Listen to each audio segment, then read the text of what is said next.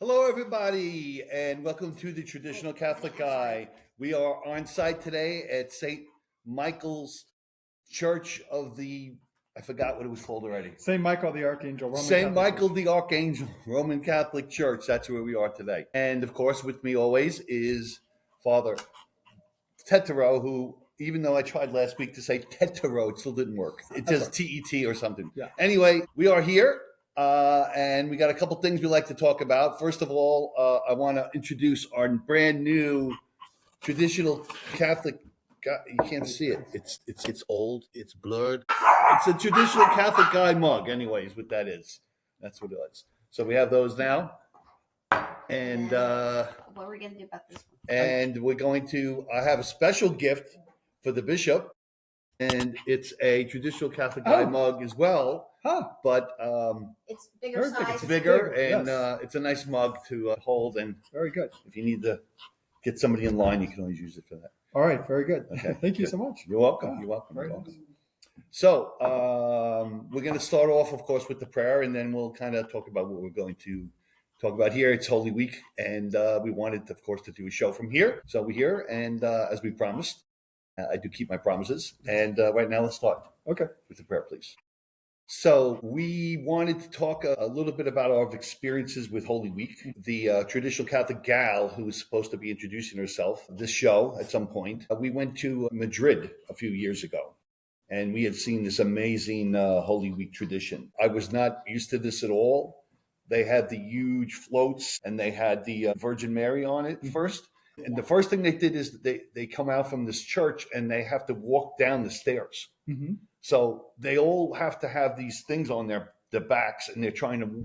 And not only did they have to walk down the stairs, but the door is very small and short. Uh-huh. So they had to bend down, and they had to go down the stairs, and but the whole ceremony was amazing. I'd never seen it before, and people have to train from their youth to be able to do this. And it's a whole. It's not only is a whole process. It's sort of like a special thing that people get to do for Holy Week. You know, they're privileged is the word I was looking for to do that. So that's that. I have my dog Casimir here. Here's Casimir. And we also have, just ran away. Come here, Toto. The other dog doesn't want to be seen, apparently.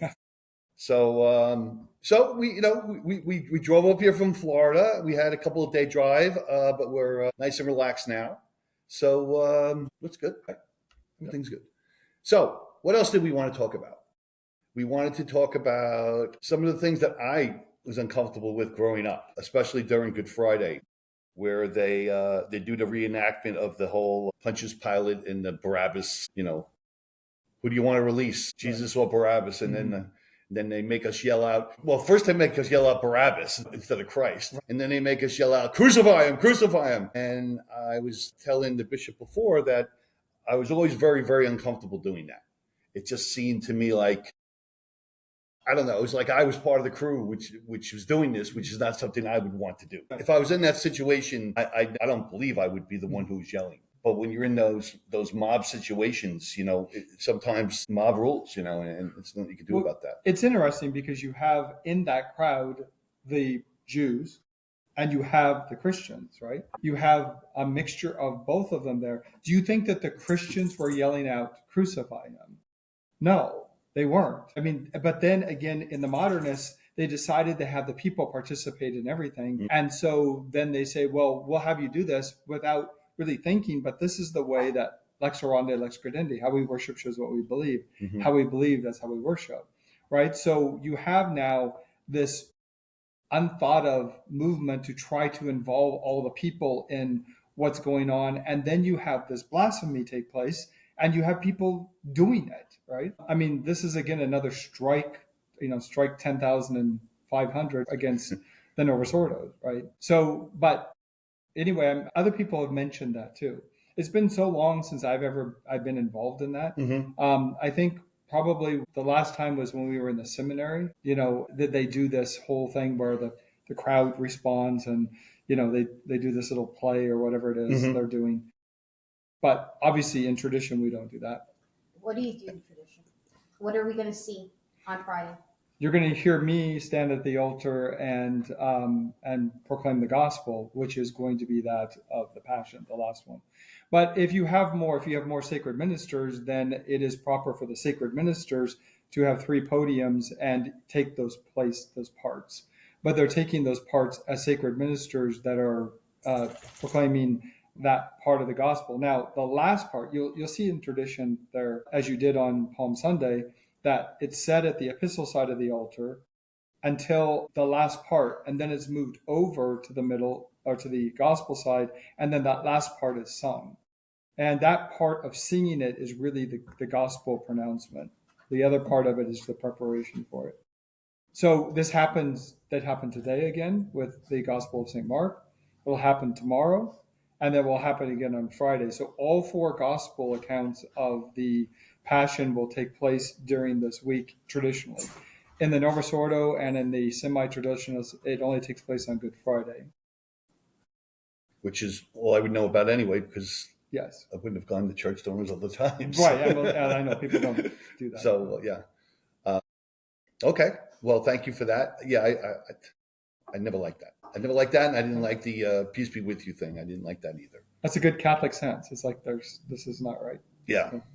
I don't know. I was also talking to my wife on the way over here, and I was thinking, I'm not sure if I was very comfortable with the sacrament in my hand either. Yeah. But maybe it may have been all I knew, you know. I mean, but when I took my confirmation and got the blessing from the bishop, I don't remember what I did at that point either. And then you mentioned at one point that we were supposed to be scratched, right? No, slapped. Slapped. Yes. But we weren't slapped. You weren't. I don't think we was. I think we kind of did. They did some sort of a little thing to make it seem like. I don't recall being slapped. I'm sure if it's a Novus Ordo, he probably kissed you. Maybe. I just remember it being a big deal that we had the bishop was coming. It was a big deal. But I'm right next to a bishop, which is pretty cool. It's pretty cool. Okay. What type of vestments are we going to see coming up? What type of vestments, my wife is yelling, are we going to see? Okay. Well, on Holy Thursday, the next one that the major one we have, it'll be gold because it's the institution of the priesthood and the Blessed Sacrament. And so those of you who are watching, please tune in to the live because I will record all of that because the light will be here. After that, I probably won't record it because we'll be dark in the church up until the Easter Vigil. So that will happen. And what you'll see this year is something a little bit different. We've been working on this. I was able to acquire a 1920 copy of the Ceremonial for Bishops. It's very rare to find this. In fact, one of the things that happened with the Novus Ordo is when they changed all these books over, a lot of them burnt the books because they wanted to make sure that there was no record of it. We're going forward. We're not going to go back. But some of them didn't. And thanks be to God to some of these wonderful printers who now print books. If you have one copy, they can print them. And then, so that's how I got it. And so we've been going through it, spending a lot of time going through it. So you will see on this Thursday here at St. Michael's, the fullness of it. I come out in the church red cassock, pray at the pray-do in front of the altar, and then go over to the throne and get vested. The boys come in procession with each one of the articles like we did on Palm Sunday, but now everything, I'm receiving everything. And then we have the Mass. And then after Mass is concluded, then we bring the Blessed Sacrament to the garden, which is here in this room. We have another sacristy, a way to go into the sacristy and the gardens there. And then we go back in the reserved Blessed Sacrament, and then the boys change from the red cassocks into black without surplice, and we go in and we strip the altar. We strip everything away. And it remains that way with the tabernacle open, the lights out and stripped. And that's Holy Thursday. We'll be receiving Holy Communion, so that's a change. So what happens too is on Holy Thursday, as I consecrate an extra host, it goes into a chalice, a silver chalice, because I'm using a gold one for Mass, a silver chalice. That's carried and brought into reserve in the garden. That is now the next day on Friday. There is no Mass on Good Friday. It's the only day that there is no Mass. But it's pre-sanctified. It's pre-consecrated, pre-sanctified. And so that whole thing that you will see on Good Friday will only be my communion. It's all for the priest to receive communion. And it's not, there's no obviously consecration or anything. It's really truncated. It's made short. But I receive communion, only the body of Christ, not the blood. Obviously, And then afterwards, we just leave in silence and go out. And then I come in on one of the nice things I also did happens on Holy Thursday is once I bring the Blessed Sacrament out and the Blessed Sacrament's no longer in the church, I go to the church and I tell everybody that I kick them out. Just like they do at the conclave when they seal the door. You go in and you announce for them that you're to leave, and then no one's allowed back in there until the ceremonies. You know, I wanted to say we were here last week for Palm Sunday, and the ceremony you do, although there are certain things that are very similar to what I'm used to, Mm-hmm. there's a lot of things that I was not used to. I particularly liked when you were wearing the glove. They would take off the glove, and you had like a little special little square that you put it on, and it was a plate. Yeah. a plate. That Mm-hmm. I thought that was very nice, and you know, just how they took off the ring and they would put the glove on and then put the ring on the glove, and I thought that was very nice. Well, we were doing some research on the gloves because I don't have a purple pair. I have the other ones, but Sister Maria Augustine here is a beautiful seamstress, and they're all actually called gauntlet gloves, and they were the gloves that in the medieval times that they wore when they went into battle, Right, because right. the vestments are battle. They're supposed to be heavy. You're supposed to put on armor. In fact, when you're praying the prayers and putting them on, you're using all that battle language. So this is a very masculine thing, right? And in fact, you will. Reverend Mr. LaCour, who you see, who's the one here, he's like the squire to the knight, right? And we've talked about all this with the altar boys. They understand all of this. And it's not pretend. This is the real deal, right? So you'll see that I get dressed. It's hard for me because I can't ideally, I don't dress myself. They do everything. I just stand there and get dressed. And in the medieval times, It's exactly like a squire would do. like a squire would do. And then, the knight would go into battle, and then the knight comes back, and the squire takes everything, he cleans everything, he takes it all up, and he serves in that way. And if he serves well, then he may become a knight. And Reverend Mr. LaCour is going to be ordained in July 1st. So you'll see all of that. You see this all coming here together in the liturgy. What normally takes place in the sacristy before I come out, you will see on Holy Thursday. So it's, and I think this inspires young men. Young men are interested in this still. I mean, video games are all about this kind of thing, but this is the real world and the real life. That's another thing that I was going to discuss is the fact that I really liked when we did the little procession and you went to the front door and you did the knocking. Yes. And I was explaining to my wife that I had been involved with the Masons, which I've denounced and I've gotten out of that. Good. But Doug brought his Bible, but not today.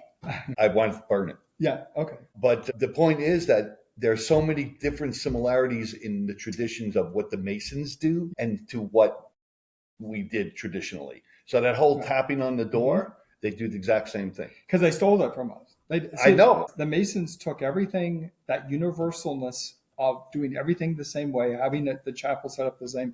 They took all of that because what they're trying to do, again, is undo everything. So, yes, you will find a lot of these ceremonies that they took from the church, they brought into, you'll have all of that, and it is uncanny because I've been able to, one of the women that goes to the other chapel, her husband was a pretty high, I don't know what his degree was, but when he died, she had all those books. She hated that he did this. He was actually an atheist, but she gave me his books. And so I was able to see the symbolism and all that kind of stuff, which, was very enlightening to me. And I saw I'm looking at this going, they just basically copied everything. Well, and to add to that, I was also mentioning, because people I can talk about this is my wife and you, but and all these people. But they can't reply to me. 185 viewers. 185 viewers today. Yes. Remember, you got to push like and subscribe. And now when I'm watching things, I immediately pick out that was something they decided to put in this television show because this is something that the Catholic religions do. Yeah. And it's amazing how because I'm watching, I'm like, that kind of reminds me of something. What is that? Oh, that's what it is. So they're either trying to install it as if it's theirs, or they're trying to install it to show it's bad. Yeah, right. It's never like we're triumphant and we're celebrating it. No. It's either we have to hate it or we have to say it's ours. Yeah, right, exactly. Right. I know. I'm sure you do. But see, you don't see that unless you know tradition. Well, until you have the fullness of tradition, you don't see this. Because, again, the Novus Ordo and a lot of the semi-traditionalists following the Novus Ordo, have gotten rid of the culture. This is a Catholic culture. Mhm. And that culture has had a huge influence on all of the good of the culture around us. But again, in the United States, we don't really have a culture. We talk about Holy Week, and I know we were talking about earlier about in the Philippines and what Holy Week is, and in Spain, and when you go to all of these other countries and you see this culture alive still, even though the faith may still be waning, Mhm. you still see that. But in our country, we don't have an established culture, unfortunately, because Protestantism doesn't have a culture. It absorbs the things around it. Catholicism absorbs the things around it and brings it to Christ.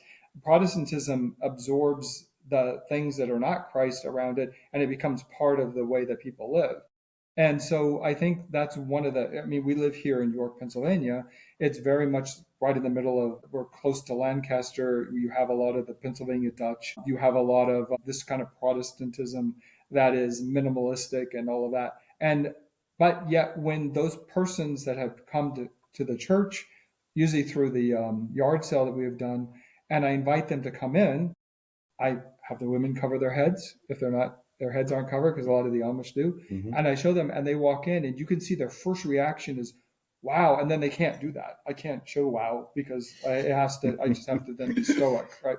Because this isn't right. This is all idolatry. But Mhm. you can see then they walk in. They're like, "I just walked into. I'm here in the middle of Windsor, in a parking lot sale, and all of a sudden I just walked into heaven." Because that's what it is. Yeah. That's what it's meant to be. But yet they can't let themselves do that. They can't let themselves be. In the Philippines, we take Holy Week off. There's No work on Holy Week. Yeah, I know. And my mom used to, I'm sorry, but Mhm.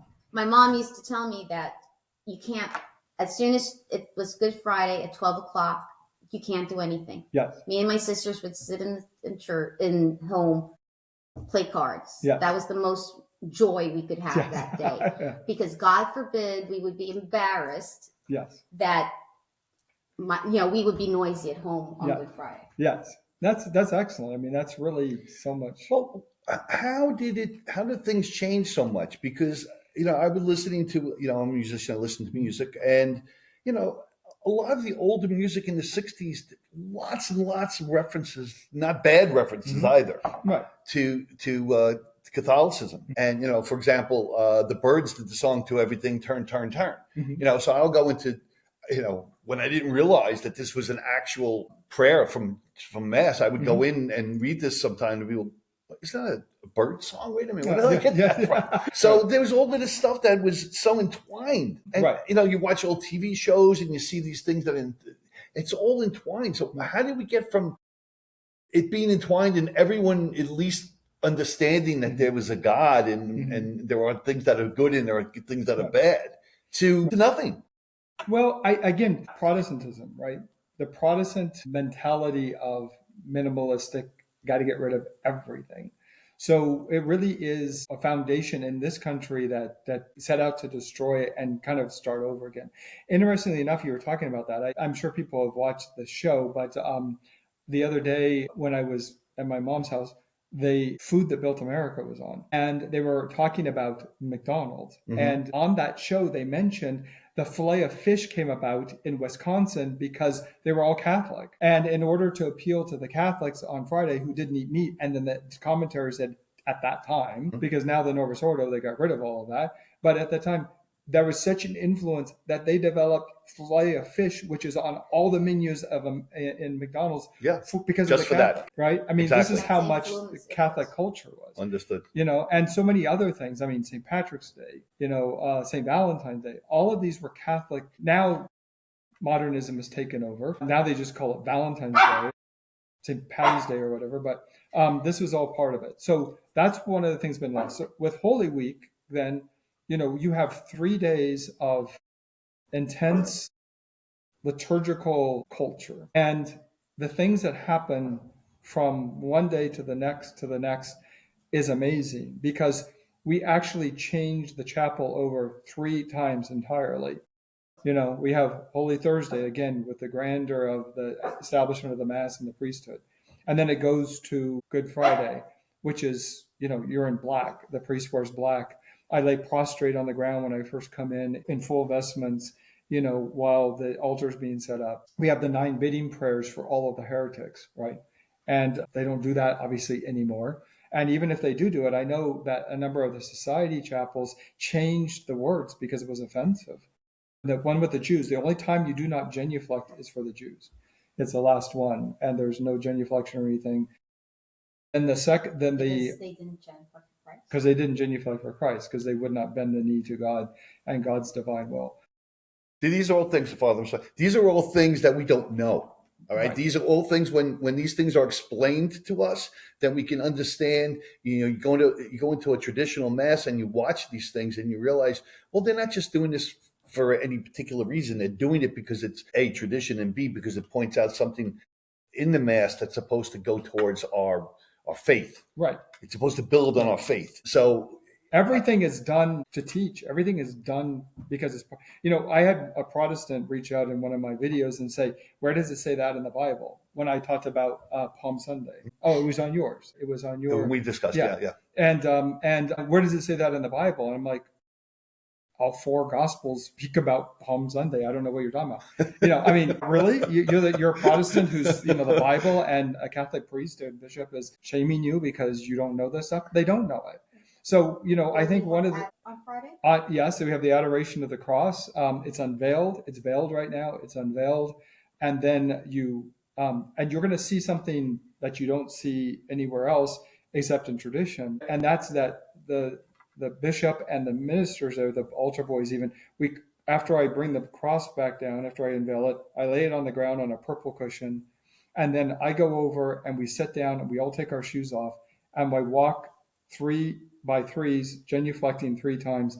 I kiss the cross, and then I have the money bag and I throw it in the silver tray and it clinks, because that's the pieces of silver being thrown back.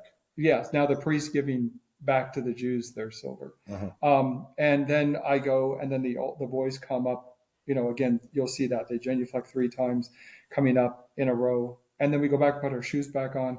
Then I come up, and then I bring the cross to the altar rail, and you all come up and kiss and adore the blessed our Lord. And then after that is when I go to get the pre-sanctified and come back in, and we have the Mass of pre-sanctified, and then it's finished. So it's about 5 o'clock. So we go from noon.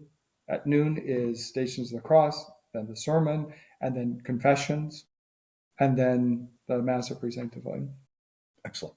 And after all of that's done and you go home, we're here for hours changing everything around again for the vigil the next day. Okay, yeah.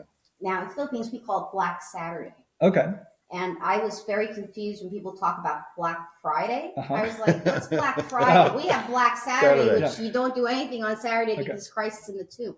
So it's called Black Friday for another reason too, because remember, traditionally the windows are blocked out and dark. That's why it's a tomb, right?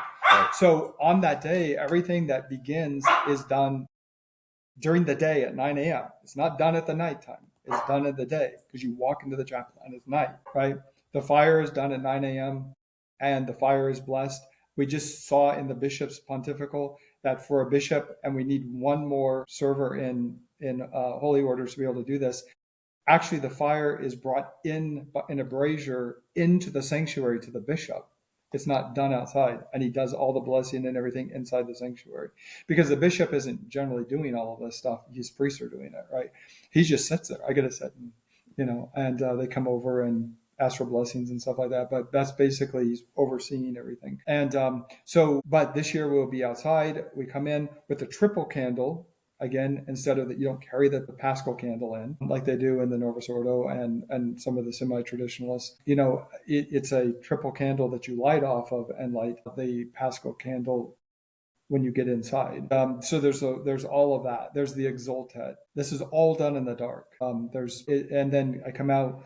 There's the prophecies, all done in the dark. The prophecies are an hour and a half long, pointing out the prophecies towards, all sung in Latin without break for an hour and a half. And people are like, oh, how could you stand this? How can I sit here for an hour and a half in the dark? But here we have again the Philippines, right? It's Friday. You're sitting in the dark. That's what reminded me of it. You're not doing anything. You're here. Do you realize that while we're doing that, the whole world's going on? It's going to McDonald's, it's going shopping, they're doing all kinds of things and stuff like that. We're here with Christ. They're waiting for his resurrection. When I was in Jerusalem for Holy Week, Oh, yes. Mm-hmm. it was when you walk towards where the church is, Mm-hmm. of where, Christ was the main church. Mm-hmm. You walk past all these Muslims and Jews who have the store shops open, and you're passing by other Christians, and you feel like you really are walking with Christ, because that's what it would have been like. Yeah, right, exactly. As you said, the McDonald's will be open, the halal shop is over there. Yeah, and people just go about their business. As Christ is redeeming the world, they're going about their business. So we will be here, right? And again, growing up, I don't ever remember going to Holy Thursday, Good Friday. And because it just was like, well, how people can't do that. They're busy lives. They have to work. They have their things to do. They have school. So we'll just have it, we'll have the Easter Vigil on Saturday night. Saturday night, that's fine. But the Easter Vigil, you don't have to go to Mass then on Sunday, right. Easter Sunday. Right. You just come on and that. And I think I probably told you, I don't know if I did on tape or not, but the last time in the Novus Ordo that I went to that, I was in high school. I was there with my parents and my brother and myself. We were sitting there. And these women started dancing down the aisles with castanets in bikini tops and stuff as the priest is coming in for Holy Saturday. And my dad just goes, oh, we got up and we left. And we didn't, because it's like, are you kidding?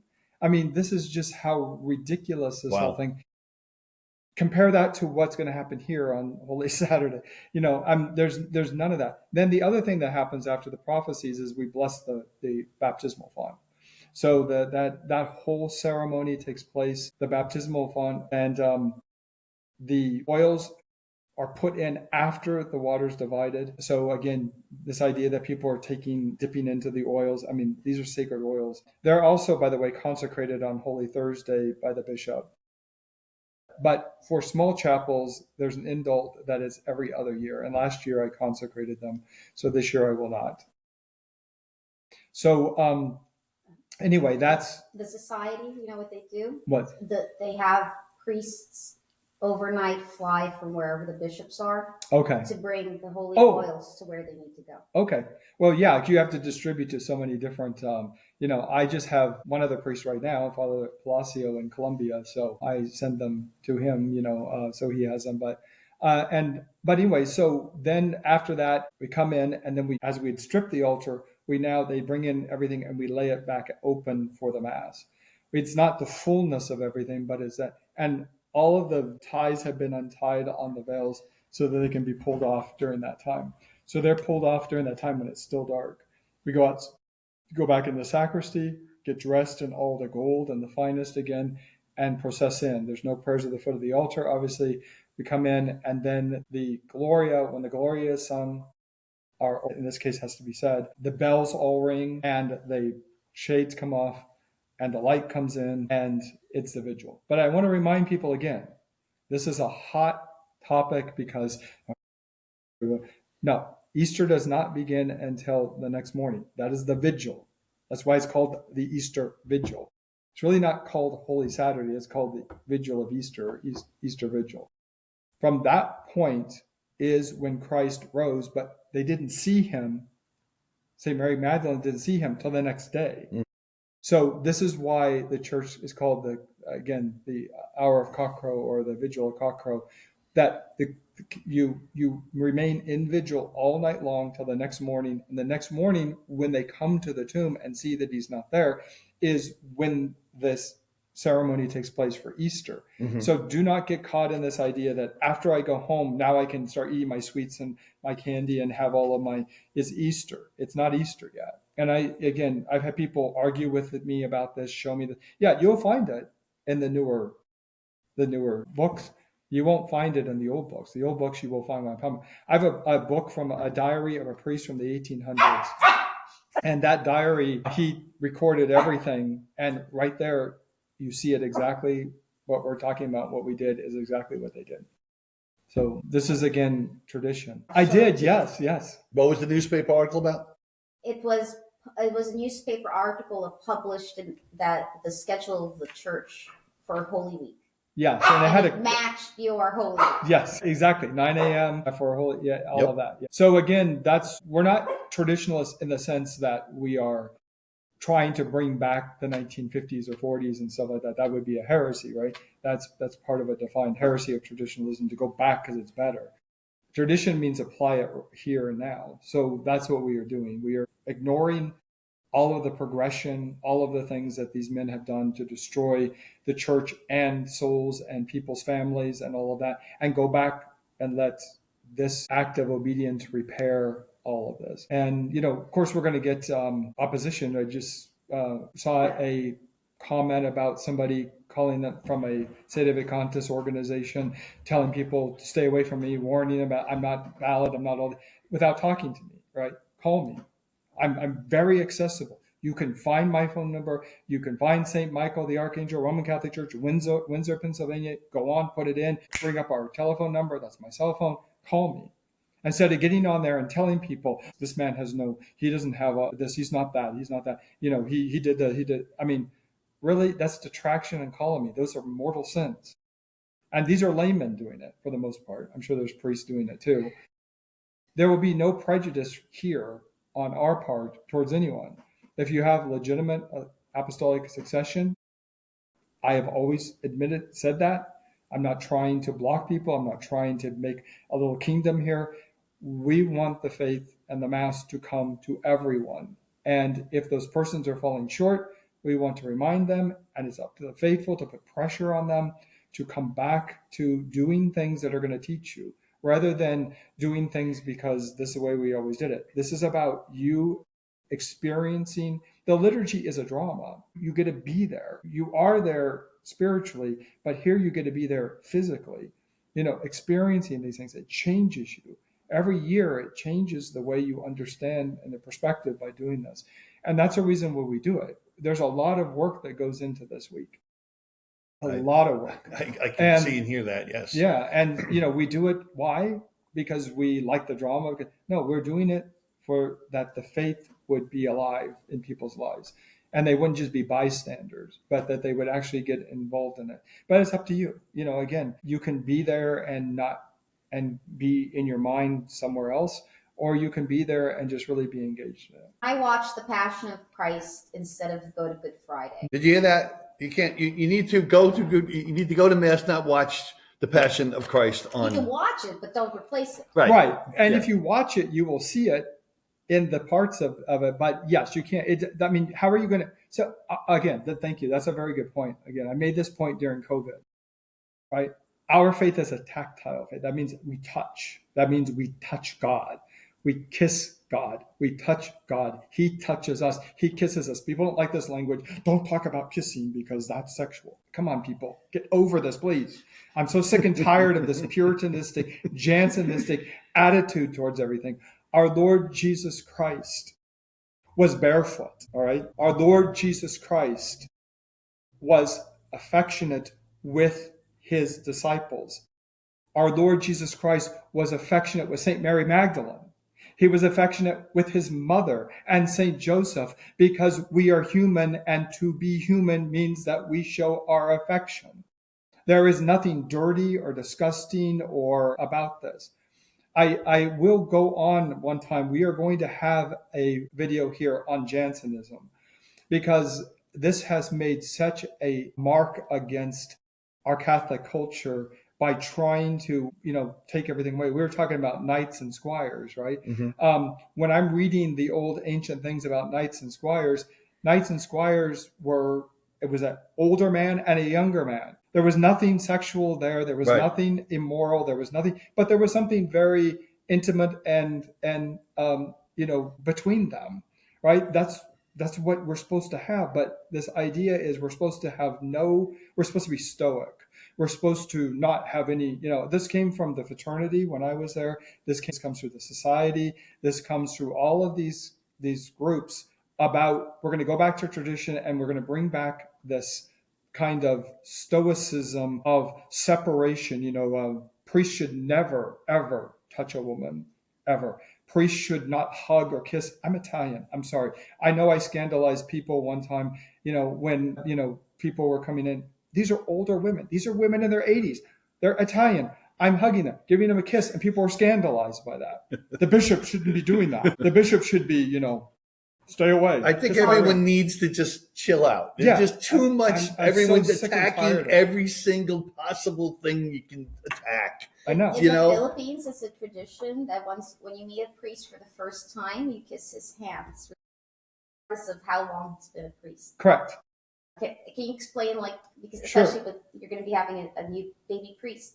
Right. So when his hands are consecrated, and then folded and tied with a mentor. So when he gives his first blessing for the first year, there's the plenary indulgence to kiss his hands, which have been consecrated. So after he gives a blessing, he opens his hands and you kiss both of his hands and then traditionally put his hands together. Okay. This requires you to kiss a priest and touch his hands. So if you don't want to do that, if that's dangerous and if that's sinful, then don't come. All right. I want the indulgence. I'm going to be there. Yeah. Well, the church gives the indulgence. So maybe the church is the one. So, but so also you get an indulgence for kissing the hand of a priest anytime. Now, when we were in Mexico, as I'm walking down the street, people are coming up and grabbing my hand and kissing it and walking by. I don't know these people.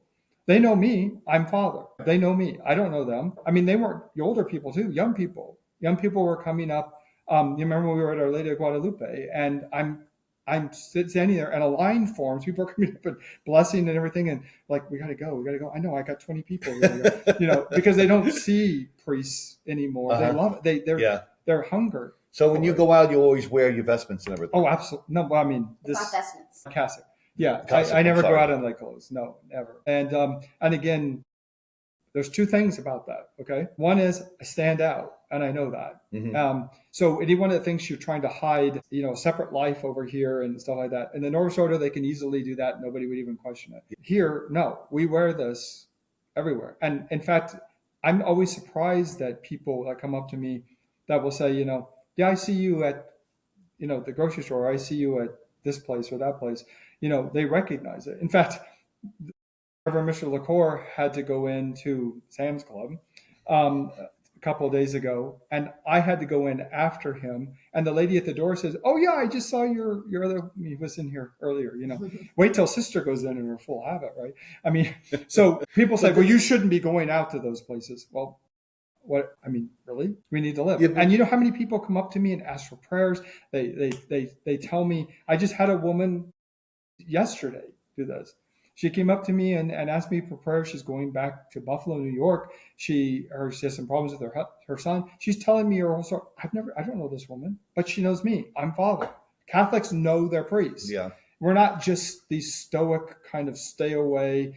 We should be approachable. We should give them blessings. We should give them hugs. I'll hug anybody that wants a hug. I mean, I've had, what was the other? Oh, I had an Hispanic man come up to me. He had the beard. He looked like he was probably a gang member. That's what I think. He had tattoos and everything like that. He comes up to me and kneels down and takes my hand and says, "Would you give me a blessing?" And he told me what he did it for, and I gave him a blessing. And then when he got up, he said, "Can I give you a hug?" And he gave me a hug and a kiss right there in the store. Because they're Hispanic, because this is their culture. This is not American culture of Protestant, Puritanistic, Jansenistic, don't approach people and don't talk. So anyway, I'm glad we brought this up. You build in time when you go for your supermarket shopping. You build in 2 hours for additional blessings while you're buying your pork. Additional blessing time. Additional blessing time for pork. Yes, and you've traveled with me, so you know what that's like, right? You can't, you never. I mean, it happens all the time because, again, if you are, you say that it happens all the time. it does. Maybe it happens here all the time. I would like to see you go into New York City and see how many people come up to you and ask you for a blessing. Yeah. He wouldn't get past the street. Because, well, I don't think so. I think it's the opposite. I think that, in the bigger cities, people don't care. They don't respect you as a priest. Well, it depends on where you're correct. If I'm down, like in the market district or something like that. But even in New York when I lived there were a lot of people. You're part of their culture if they're not from this country. If they're not from this country, right? Oh, absolutely. Well, yes. that's New York. I mean, what's 95%? Well, so, okay. But so if they're not from this country, it's part of their culture and it's really built in.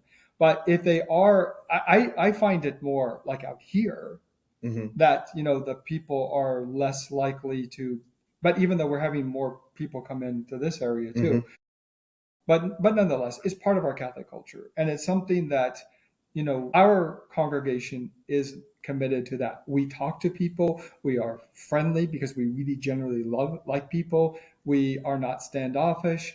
And whatever anybody that wants to, get a blessing or whatever, we're very happy to do that. And again, so that's different than some of the other communities where they have a very standoffish approach to things. I was with a society priest one time, and we were getting ready to go on the plane, and there was a group of people there, and they were all excited about where they were going. I can't remember where they were going, but so he and I were together, and a man came up and he says, "I'm sure glad you're on this flight with us." And the society priest said, "Why? If it goes down, we die too." And I said to him, I said, "Well, I'm glad that we're going to be on the plane with you." I said, "Because that if something, and I told him that. And this is a difference. I mean, you want to turn people off and have people think that you're this elitist kind of group people that are separated. Go ahead and do that. Christ was not that way.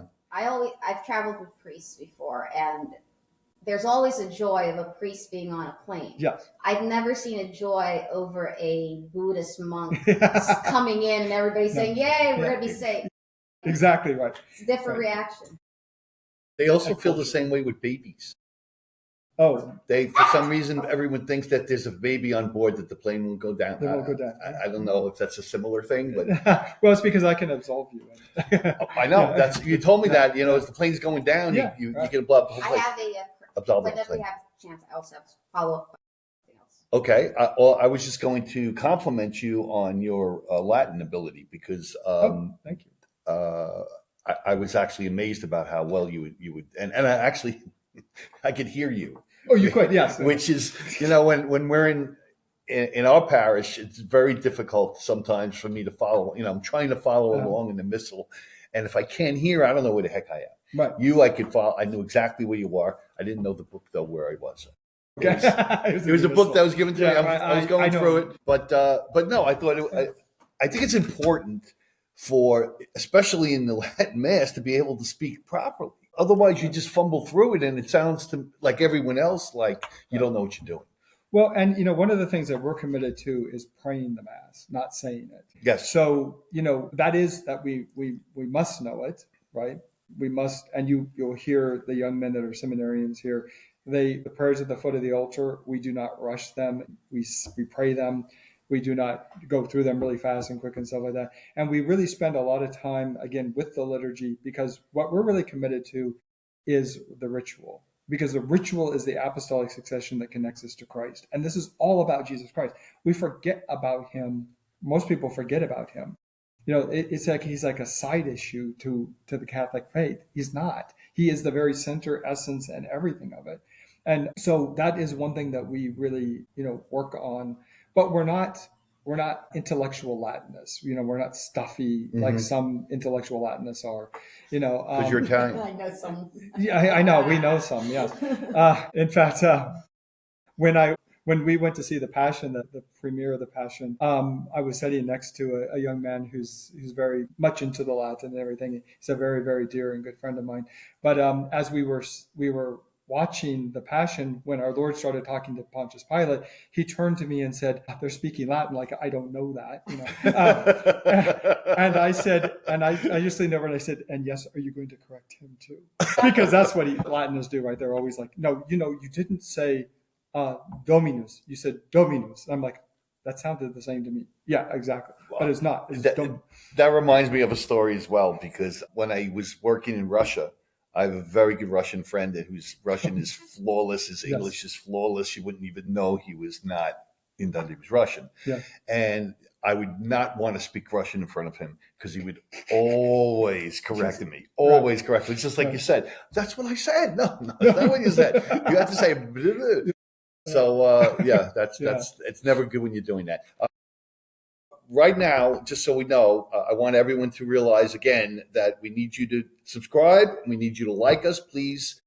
We're doing this because we want to bring the faith back, and we want to be able to get as much information out to anyone as possible. Yeah. If you have a question, we will answer your questions. Just stick it in the comment, and please. And I just want to make sure that people understand, because when you don't understand why you're doing what you're doing, Yes. then it becomes meaningless. And when something becomes meaningless, then you end up leaving or changing it, right? So if you understand the meaning of it, and it is everything that is done, again, in the liturgy, at the altar, all has a purpose. It all has a reason. It's not just there because it's pretty or it now looks good. Everything is speaking to and proclaiming that Jesus is the Christ and the fullness of it. So that's one thing that's really important about what we're trying to do here, is to, in a very simple way, educate persons about why we do the things we do. And then hopefully, if your parish isn't doing it, you will be dissatisfied with that, and you will seek out one who is, because doing it. Or because, you'll leave and not seek out anything else if it's well, the that's first the time. problem. Yeah. People. That's why people left. Yeah. They were like, I thought I understood it, but now they're telling me it's something different. It's meaningless. And then lex orandi, lex credendi. How we worship shows what we believe. How we believe, that's how we worship. And, belief is here because the liturgy just makes our faith visible. That's what it's doing, is making it visible. It's like a flower opening up and blooming. You can now see it, and then it's the same flower, but now you can see it. And so that's what's so important about making sure that the ritual and the liturgy and all of that, and it's all one, it's all connected. It's not separate little things. We have a question from the audience, I believe. This is more of a current event, and I think it would be something that I would like you to explain to people how it works. So the Vatican has made a change, and I won't say this right, so you're going to have to correct me. A priest can take more than one Mass intention for the Mass. Yes. They can. That's what they ruled on. That's what they want to do. Because I thought in the past, it's like you get a stipend and you have your intention. Yeah. You can't have like 5 stipends for the same Mass. Correct. And have 5 different. Can you explain why this is concerning? Sure. Because they're selling masses. They're doing exactly what Martin Luther was protesting against with the selling of indulgences. So what the stipend is, again, going back, the faithful used to have farms, and they would bring wheat, or they would bring the unleavened bread, and they would bring wine, grapes, crushed grapes, and offer it. It was the offer to the priest. But then when things changed, then they said, well, if you pay for it, I mean, this sounds kind of bad, but if you pay for those things, so the stipend goes to pay for the wine, the water, the hosts, and the candles. Those are expensive things. Mm-hmm. They are. I mean, people don't realize maybe that it is, because the wine has to be a pure from one grape, and you can't just go down to the store and buy it. It goes for that. And then the other half of the stipend was for the priest to live on. And that's what it was. So the faithful were offering that for a Mass for one intention, right? For this person or this intention. But then just recently, the Vatican, which is not Catholic anymore, which is a modernist church, has now said you can take, I think they're $20 now a Mass. So you can take 5 intentions for every Mass. So you can get $100 a day. You can make $100 a day. Why do they do that? Because a priest in a parish is giving that money to the parish, because he gets paid now. He doesn't get a stipend, or he gets paid. So, if we go back to the idea again of having the priest receive the stipend, and again, Masses are not for sale. The stipend is a offering that the person makes. I don't care what it is. I've said Gregorian Masses for nothing. I'm not patting myself on the back.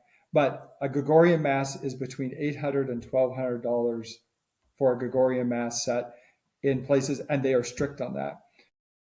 So people have contacted and said, I only have this amount, or I don't, I said, I can only take 2 a year. A priest is only allowed outside of a society or a congregation to take 2 a year.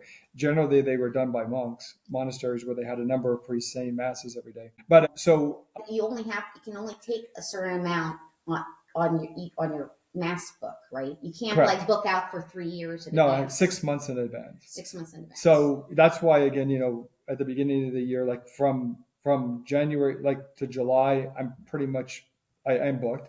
I have everything, and then I can't start taking the July to the end until June. And so people are like, well, can I have masses at? And again, we have the priests in Colombia. We have Reverend Mr. LaCour will be ordained soon. By the way, the priest traditionally, or by custom, for the first month that a priest is ordained, he offers mass for the benefactors that provided his chalice, which are usually his parents, his chasuble. He says mass for his family, for those benefactors and everything for the first month. So yeah, and we presents for our new baby.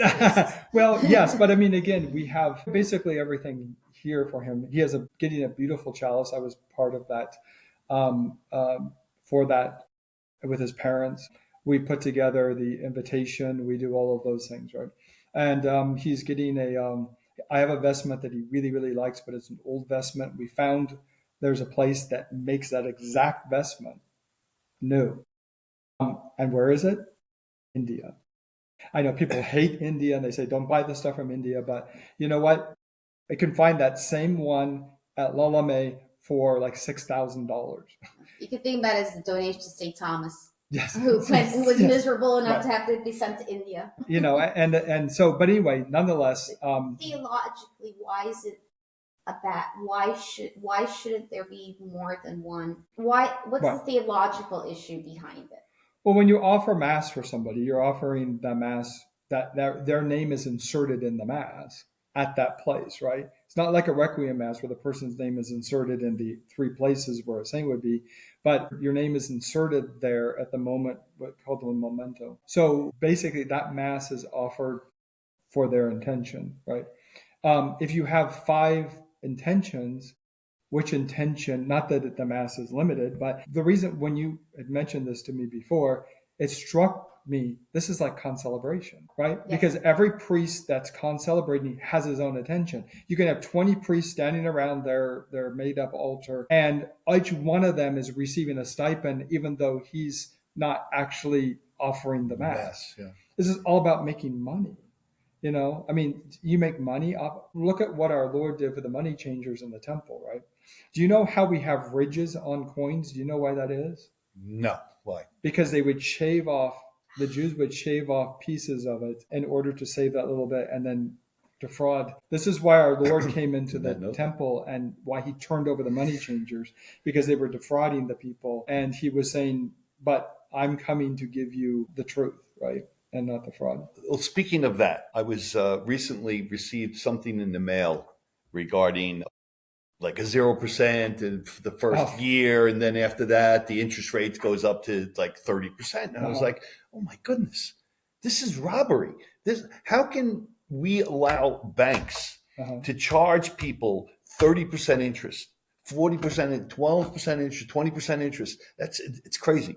It's a money changer. It's what it is. It's just people making money off of the fortunes of other people, because now, as we know, prices are a little high and things are a little difficult and eggs are expensive and everyone's putting things on credit cards. Yeah. And if you can't make those payments, people think that, oh, well, I'll put it on a credit card and I'll just pay it back. No, it doesn't work that way. You have this minimum payment, which will last for 30 years if you don't pay it off. And people don't realize. They think, oh, well, I'll just make the minimum payment. That's all I'll make. So 2 things there. One is it's the sacrifice that this whole week is about. This is an anti-sacrifice. I can't sacrifice the things I can have. They allow you now to buy the things that you can't afford, you can't have, and so you don't have to make the sacrifice. That's called usury, by the way. And the church has condemned usury, which means to make money from money. And that, you see, this whole economy is based upon making money from money. Yep. Right? Yep. So, right. And so the usury is still, with the 1917 Code of Canon Law, the only legitimate one, authentic one. It still has that in usury. So if you loan money to a man You have a just right to receive that money back, but not to make any money off of it. So you can't charge interest? You cannot charge interest. That's usury. So the other part of it is that the like 30% or whatever that is that you're paying. I didn't realize this. And of course, I'm a kid, and I remember the very first thing I bought, because I got an apartment and I bought a vacuum cleaner. Went in, I think everybody bought a vacuum cleaner because the place gave me credit, to build the credit because I didn't have any. And that was the very first thing that I bought. So I didn't know that when you pay the minimum, that's the interest. Exactly. You're not paying on the balance. You're just paying the interest off. That's my point as well. So if you just keep doing that, then you never pay off the balance. You just pay off the interest. So anyway, I learned that really quickly, and I never have been in debt. I'm not in debt now. I did the same thing. I had a credit card. I don't remember which one it was. I had a really strange thing. As a friend of mine, when I was working, had let me get a Sears credit card under his name, but it was my credit card. Yeah. And I remember having that conversation because I called them up and I was like, well, I keep making this minimum payment and my payments keeps going up. What's going on? Right. I said, well, how am I supposed to pay? And they explained to me, it would take you 30 years to pay this off if all you're paying off is the minimum amount. Right. And right from that point on, I knew, okay, you know what? Yeah.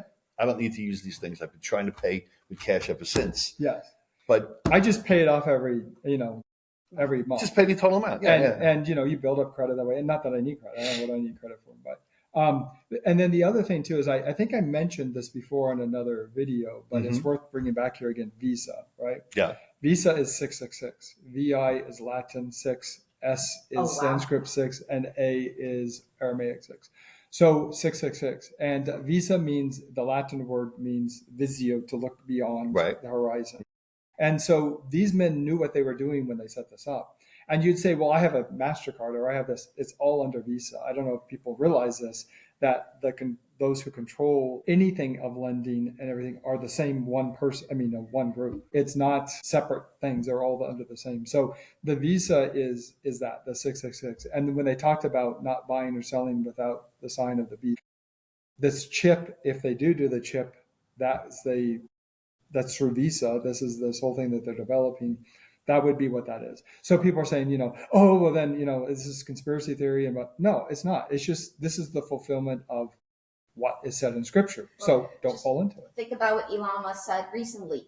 You can get anything you want, whenever you want, at the time if you want it. Yeah. Okay. Doesn't that sound like danger? Yes. And this is what I've been talking about for forever, is all we're doing in this society now is making it easy for people. Yeah. It's convenient for people. But there are other people who want us to be convenient. They want to be able to control us. They want to be able to control us with our debt. They want to be able to control us with the food, with the supply. All of these things that they're doing is to control us. Yeah. And we need to be able to understand this, people, and remember to like it and to subscribe. Yes. But so we talk about things outside of what we'd normally think of as religion, but we always bring it back to the faith. We always bring it back because that's where it all comes back to. Yeah. So I think we've had a terrific show. Unless you want to continue, we've been here for a while. Yeah. I want everyone to see that's the traditional Catholic gal now. Those are my dogs over there. And you saw the great room there. And we saw the great room for a little bit too. And part of my library, the other library is up in the seminary.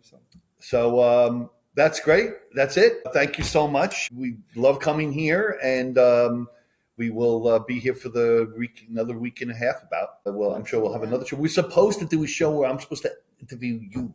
Yes, we will do. We'll do that after Easter, if you don't mind, because there's so many things going on. In fact, today I had 2 calls for persons that are dying. One of them's in Philadelphia, which is 2.5 hours away. So tomorrow, not after Mass, we have the practice of the altar boys for Holy Saturday, which are 4 liturgies.